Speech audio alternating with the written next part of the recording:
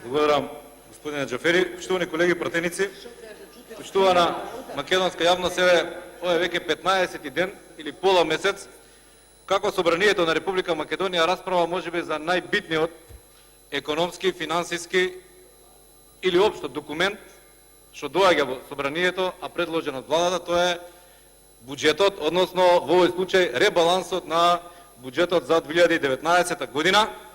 И ние како пратеници, а истовремено со тоа и македонската јавност не е удостоена со присуството на почитуваната министерка. И јас би сакал, почитувана заменичка министерка, да и пренесете на министерката дека не само што на еден начин дава свој поглед кон Собранието на Република Македонија, но навистина ги понижува и граѓаните од секаков аспект, бидејќи ние како пратеници во Собранието на Република Македонија не сме пратеници сами по себе, туку сме представници или избрани од граѓаните на Република Македонија. И со тоа мислам дека ги засега интелектот на граѓаните и изборната волја на граѓаните на Република Македонија. Јас знам, се работи за еден млад кадар, успешен кадар во делот каде што работи, во делот на стопанството, со едно сериозно, импресивно CV во делот на образованието, но политиката и служењето на граѓаните или ставањето на своите капацитети за доброто на граѓаните е сосема нешто друго, за разлика од она што значи работење за самиот себе, за семејството или за својата фирма. Ве молам, има време да се поправи, таа е млада, но бидејќи не сака да ни удостои со своето присуство овде, да и ги пренесете пораките. Работиме на ребалансот за 2019 година, пак ќе повторам уште еднаш, пола месец. Ова е веќе пети буџет кој што го изготвува оваа влада на СДСМ, ДУИ и коалицијата. Ребаланс, се работи за ребаланс и ако направиме една анализа или заклучоци до кај сме во однос на економијата и во однос на овие буџети, што е тоа што оваа влада или СДСМ како опозиција го ветуваше, а што е она што како позиција го реализира, ние можеме да заклучиме дека во моментите или годините кога овдека водевме дискусија и кога бевме ние како позиција во тој момент обвинувани од СДСМ дека буџетите кои што ги креираше ВМРО ДПМНЕ и коалицијата се мегаломански буџети, дека се буџети со енормно задолжување, дека имаме мал раст на економијата. Јас сум многу горд што сега стојам пред колегите пратеници од СДСМ и можам да кажам со сигурност, а верувам дека тие што биле присутни тогаш и ги знаат дискусиите во таа насока, дека ние од ВМРО ДПМНЕ и тогашната коалиција сме биле во право. Зошто? Затоа што во моментот СДСМ прави мегаломански буџети, најголеми буџети во историјата на Република Македонија, особено од осамостојувањето до денес, дека не го намалува задолжувањето, туку напротив го зголемува, дека растот на економијата сега релативно дали е мал или голем, јас би го споредил со растот на економиите во соседните држави во Европа. Растот 3,5% кој што сте го проектирале, јас сум убеден дека нема да го изреализирате. Тоа не е ништо ново за економијата на Република Македонија. Во време кога ВМРО ДПМНЕ практицирало власт, 2014 година 3,6%, 2015 година 3,9% и така натаму и така натаму. Разликата е во тоа што во тие години Република Македонија имала најголем економски раст во опкружувањето меѓу првите 5 економски растови во Европа. За разлика од денес, кога по економски раст сме во последните држави во околината, во опкружувањето, да не зборувам во европски рамки. Така да толку тие успешни политики економски на оваа влада. Што може да заклучиме на крајот од овој 15 ден веќе што кога дискутираме за ребалансот на буџетот? Имаме, како и во претходните буџети и ребаланси, едноставно, многу едноставно, префрлање средства од капитални инвестиции кои што не се реализирани и прашањето зошто не се реализирани капиталните инвестиции веќе и на граѓаните кои што не се доволно упатени во економските текови на државава им е јасно. Институционална криза, неспособност на институциите да испорачаат резултати, односно да ги изреализираат капиталните инвестиции. Друга теза која што ја пласираат владеачките партии, тоа е дека лошо се планирало. Ако лошо се планирало, ние мораме да кажеме дека не еднаш лошо се испланирало, па сега може да се поправи. и претходната година лошо се планирало, и претходната година лошо се планирало, еви сега се лошо планира. Па кој е тој што ги прави плановите? Сигурно се тоа институциите, сигурно се тоа соодветните министерства, во кои што најголема одговорност имаат самите министри. Сега немаме министри од ВМРО ДПМН, сега се министрите од СДСМ и коалицијата. Префрлање од парите предвидени за капитални инвестиции во тековни расходи, односно трансфери, како можеме на друг начин да го дефинираме во момент кога ние сме или влегуваме во една изборна година. Тоа значи самото зголемување или предвидувањето за зголемување на пензии, на плати, на други социјални трансфери, социјални помоши и така натаму. За да се, ако се реализира во првата година од вашето владење или во првите години, тогаш во ред, но ова се реализира или се предвидува да се реализира во последните месеци од владењето или од последните месеци пред формирањето на техничка влада. Ова во современи демократии, во модерни држави се дефинира на еден единствен начин. Тоа е предизборен подкуп или предизборна корупција. Да почнам од таму каде што мал број од колегите дискутираа. Особено мене ме зачудува фактот дека голем дел од колегите доаѓаат од ресорот образование. Многу нешта се кажаа за одредени области, почнувајќи од здравство, инфраструктура, но мал дел од нив се задржаа на образованието, инвестициите во образованието, напредокот на образовниот процес, стагнацијата на образовниот процес. Било од каков аспект да се дискутираше, добро беше да се дискутира. Но јас не видов апсолутно ниту една дискусија насочена во правец на образовниот процес, развојот на образовниот процес и така натаму. А, само пред 2 дена, Стопанската комора, односно стопанствениците, ви го посочија можеби главниот проблем зошто Република Македонија или економијата во Република Македонија не е на вистински пат, односно ако сакате трендовски кажано, не е на прав пат. Слаби се, односно немаме апсолутно никакви инвестиции во делот на образованието. Ако сакате, тука може да зборуваме за образовна инфраструктура. Ако сакате, можеме да зборуваме за усовременување на наставните планови и програми. Ако сакате, можеме да зборуваме за дигитализација во образованието. Ако сакате, може да зборуваме за професионално усовршување на наставниците. Ако сакате, можеме да зборуваме за многу други теми кои што влијаат врз развој и приближување на нашиот образовен систем до образовниот систем на високо развиените западни демократии. Зошто ние немаме немаме почетни услови за да можеме да размислуваме за еден развој? Ако владата на СДСМ и ДУИ, особено на СДСМ, во предизборието, огромен процент од политички поени ги стекна на теми образование, на теми загадување и иселување, погледнете ги сега резултатите од сето тоа. Ке се навратам и за загадувањето и за иселувањето, но да завршам со образованието. Јас ги повикувам колегите од владеачкото мнозинство, кои што дел од својот работен век го поминале во образование и пак ќе се вратиме во образование, и навистина ги прашувам дали ќе гласаат за еден ваков буџет или ребаланс на буџет, во кој што вели средствата за реконструкција на основни училишта се намалени за 43%. Средствата за развој и подготовка на наставни програми за гимназиско образование и образование на ученици со посебни попречености 58% ги намалувате. Ова наредната ставка е многу битна. Професионален развој и усовршување на воспитно-образовниот кадар.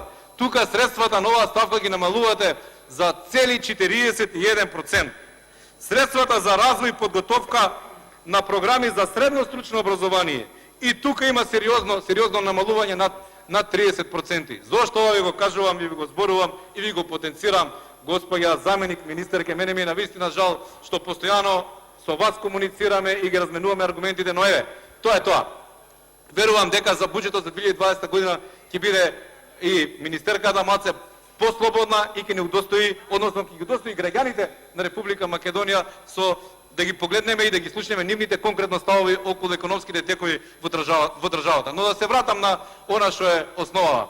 И Стопанската комора, но и релевантни светски институции, како што е ОЕЦД, Светска банка, вие добро ги знаете тие извештаи, ви напоменуваат зошто образованието е на тоа ниво како што е сега.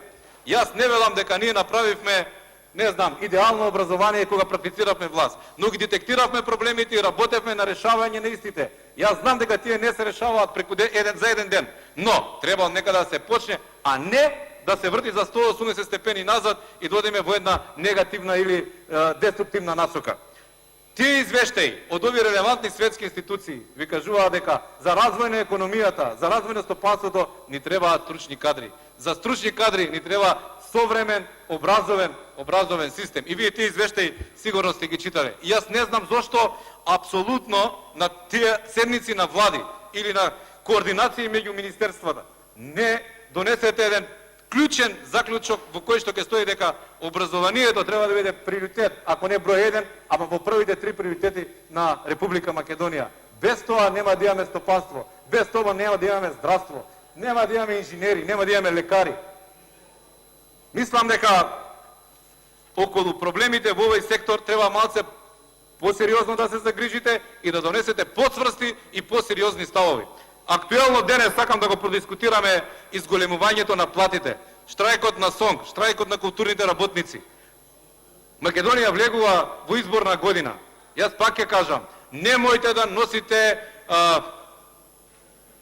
одлуки, односно решенија кои што на краток рок можеби ќе дадат одреден резултат, но на долг рок ќе влијаат погубно во однос на економијата во Република Македонија, па ако сакате и во делот на образовниот сектор. Носете обмислени решенија и носете решенија кои што навистина ќе влијаат за развој на образовниот систем. Тука спаја мотивацијата на наставниците и наставничкиот кадар.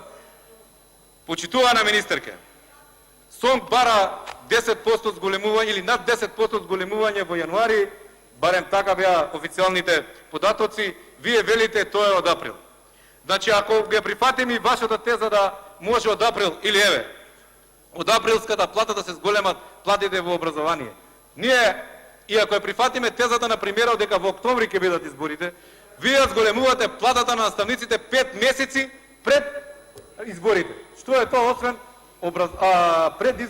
предизборна корупција? Не се, добра е, не 10, треба многу повеќе да се зголеми плата на наставниците, бидејќи една од битните работи кои што ги вети Социјалдемократскиот сојуз на наставниците беше дека нема да има наставник во Република Македонија кој што ќе зема помала плата од просечната плата во Република Македонија. Рок 2 години. Еве, помина над 2 години, има огромен број наставници кои што земаат не малце, многу помала плата од просечната плата во Република Македонија. Околу 21.000 е минималната плата на наставниците, околу 25.000 е просечната плата во Република Македонија. 4.000 денари. Тоа се многу пари и тоа сигурно ќе влијае за соодветна мотивација на наставниците. Тоа не го испочитувавте. Тоа не го направивте, доцна наредната влада, бидете убедени дека истото ќе го стори. Друга една работа за која што малкумина кој во јавноста зборува, и навистина бев зачуден од каде е токму 25% барање на СОНГ за зголемување на платите. Многу е просто и едноставно. Ние како ВМРО ДПМН не лицитираме со бројки 10, 20, 25. Ние велиме вака: почитувајте ги законите во Република Македонија и почитувајќи ги колективните договори што ги направила или исклучила владата на Република Македонија со репрезентативните синдикати, и работите ќе бидат завршени. Што сакам да кажам, внимавајте. Во законот за покачување на минималната плата, ве молам, значи во законот за почитување на минималната плата, вели дека во рок од 6 месеци, ќе парафразирам, значи во рок од 6 месеци, постојните колективни договори, внимавајте, тоа е член 8 од преходни и завршни одредби, постојните колективни договори ќе се усогласат со овој закон најдоцна во рок од 6 месеци од денот на вовлегување во сила на овој закон. Значи 6 месеци. Веќе се поминати 6 месеци од законот за минимална плата, со која што минималната плата дојде на 12.000 и, поправете ме, 500 денари. Ова е колективниот договор за кој што дискутирам, кој што колективен договор треба да го примените кога се работи за платите на наставниците. Применете го. Практично ова значи следново. Во делот од колективниот договор, да, ако минималната плата е 12.500, тогаш Наставник, приправник, внимавајте, наставник, приправник има коефициент 2,319. Знаете ли по закон и по колективен договор колку треба да биде плата на наставник, приправник или на почетник? Треба да биде, пресметете, 28.875 денари. Нема потреба никакво уставно кажано молјакање за покачување на плати. Почитувајте го колективниот договор, почитувајте ги законите. Зошто некој не ги почитува законите, тоа е негов проблем и тоа ќе се види во иднина како ќе заврши. Да не зборувам за наставник. Значи, наставник коефициентот е 2,53. 31.725 денари. Поправете ме, министерки, излезете, кажете ако не е така. Што сакам да кажам и да заклучам?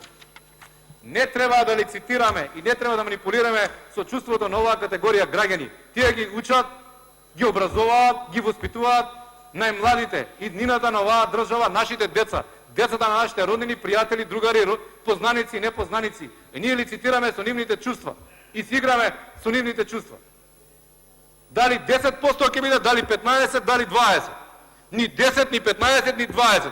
Почитувајте го колективниот договор, почитувајте го законот кој што вие го гласавте и вие го предложивте, и наставник во Република Македонија нема да има испод 28.000 денари плата. И тоа не од април, не од јануари, туку ќе почнеме од ноември 2019 година. Зошто не го почитувате? Ниту колективниот договор, ниту не го почитувате законот за минимална плата, тоа е ваш проблем. И за ова некој некогаш треба да даде точен и соодветен одговор. Одговорот не сакам да бидам во кожа на тој што ќе го даде. Во делот на загадувањето, во градот Скопје и општината од каде што доаѓам аеродром, освоивте сериозен број гласови на темата загадување. Кажете ми еден проект, сериозен проект, не оние 27 инвертор клими што ги предвидувате за аеродром, еден сериозен проблем со кој што не го решивте, туку ќе почнете да го решавате проблемот со загадувањето и во аеродром и во градот Скопје. Еден. Ведивте гасификација. Каде е таа гасификација? Ниеден стан нема гасифицирано од владењето на СДСМ па навак. Да не зборувам за суровините кои ги користат големите индустријски капацитети околу аеродром во однос на горивото кое што е и текако штетно и го загадува воздухот и во аеродром, и во кисела вода, и во центар, и во Карпош, и во цел град Скопје. Пуштете ги инспекторите, нека видат. Тоа се резултатите на оваа влада. Едно е СДСМ, кога е опозиција, речити се, знаат да баратат со бројки, знаат да манипулираат со факти и така да ги освојуваат гласовите на граѓаните. Но кога треба да се работи, треба да се сработи. Тука бегање нема. Нема затварање на министерствата и институциите во 16 часот и министерот заменикот министер дома да биде. Знаат овие луѓе тука како се работело. И знаете и вие бевте дел од владеачката структура до 2016 година. За граѓаните мора да се работи честно, одговорно. За нив не е доволно 8 часа да се работи на ден. Не секој има привилегијата во животот да каже дека бил министер, заменик министер, пратеник, градоначалник, директор. Малк број на луѓе имале таква можност, но затоа треба да ја оправдаат. Тоа е една димензија материјалната сатисфакција, платата што ја добиваат, но сосема друга е моралната одговорност што имаат и пред генерациите што и дале доверба, но и пред генерациите што следуваат понатака, што доаѓаат да раководат со оваа држава и да живеат во оваа држава. А кога сме кај тие генерации, со која мотивација ние и што ја оставаме како услови, односно мотивација да останат во оваа држава? Дали го спречивте силувањето? Која е таа мерка со која го спречувате силувањето? Еве, кажете една сериозна мерка со која го спречувате силувањето. Не обвинувате нас дека ние сме тие кои што сме поттикнали силување, кои што сме го направиле силувањето. Па енормно е во моментот и силувањето, целосни екзодуси се појавуваат во селата, во Источна Македонија, во Западна Македонија, сега почне и во поголемите градови. Ние мораме да се соочиме со тој проблем. Ја не велам дека вие сте највиновни за тој проблем како владеачка структура. Не, тоа е тренд и во државите во околината и во државите малце подалеку. Но вие не обвинувате дека ние сме тие што сме го измислили силувањето. Не, силувањето треба да му се погледне во очи и треба да се заклучи дека тоа е тренд кој што постои и ќе постои во иднина. Но ние целиот тој тренд и тој дел на иселување треба да го насочиме, како што велите вие, на прав пат, односно да имаме како држава корист од тоа иселување, да створиме услови на живење, на квалитет на живење, се извинувам, господине Џафери, во типот на условите во западноевропските држави, Соединетите американски држави, за да ги поттикнеме тие што излегле и стекнали искуства во странство, образовни, Благодарам. да се вратат тука, да инвестираат, да отворат нови работни места, да Жаклина отворат нови... Лазаревска. Жаклина Лазаревска има реплика. Мислам дека се разбравме со заменичката министерка, но добро, како и да е, ќе повторам и со тоа ќе резимирам и ќе завршам. На сето она што се налепивте со вашите политички флоскули и освоивте гласови од граѓаните на Република Македонија, ви се удри од глава. И сега, ја знам, една од колешкиве вели, тешко е да се владее, знаете како. А што мислите дека е лесно? Како ја правевте програмата, ако мислите дека е лесно да се владее? Ви благодарам.